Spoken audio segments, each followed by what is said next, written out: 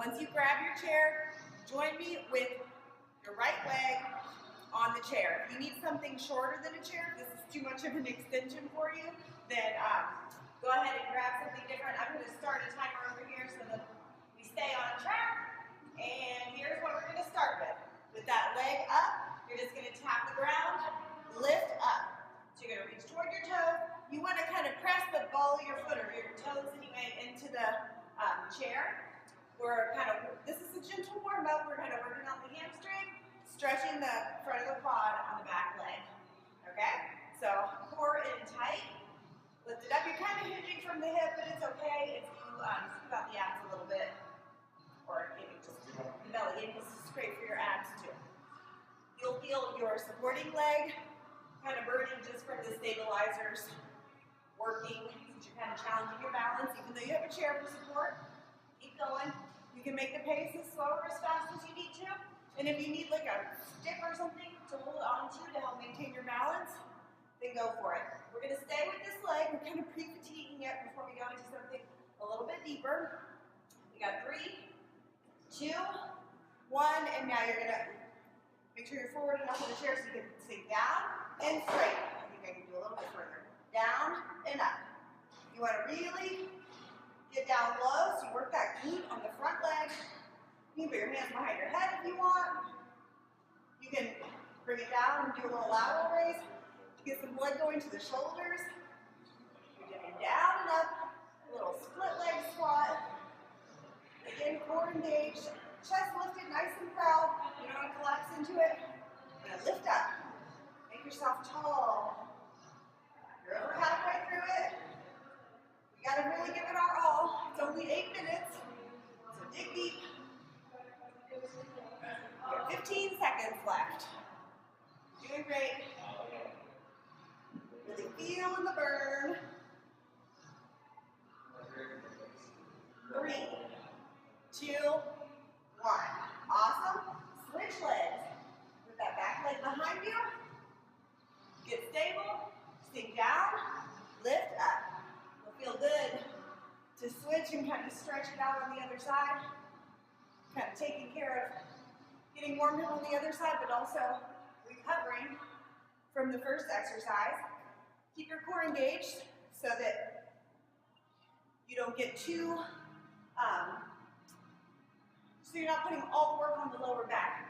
Keep the muscles tight in the front too. This is a great way to strengthen the lower back without adding a lot of resistance. So it's a nice gentle way to get those muscles moving. You're almost there.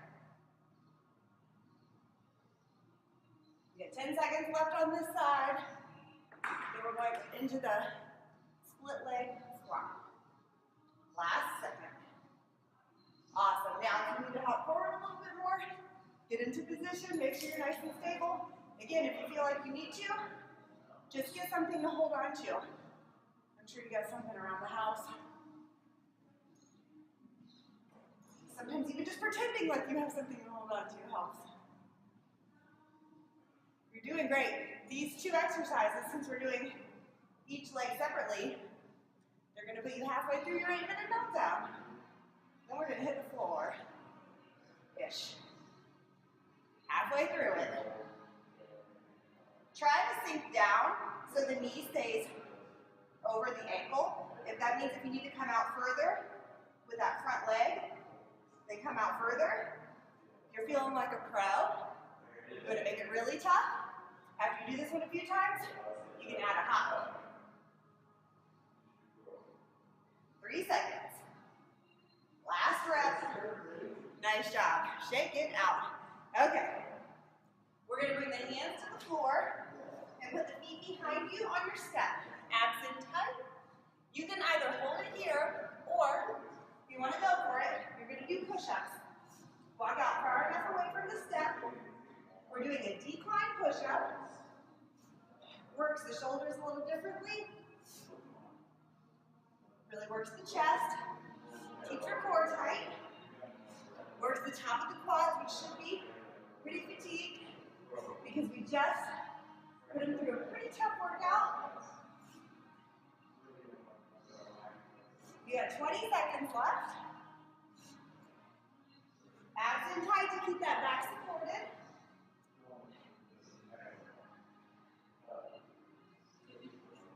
Final countdown.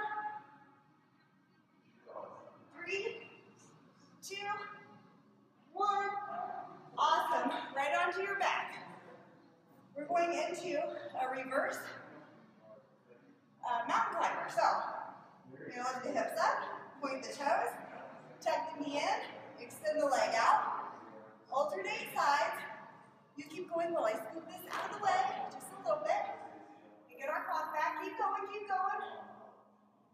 Just because I got to take a break doesn't mean you, if you need one, take one. And hop right back in. You're doing great. You want to tuck that knee in as close as you can. You can even make this one more intense. And I'll show you how. Straight legs. And as you get looser, you'll be able to kick the legs up even higher. All right, we're getting close.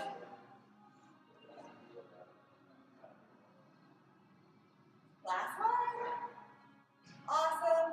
Lower those hips down. You're going to get back on your feet. Chair for support. Keep the foot flexed.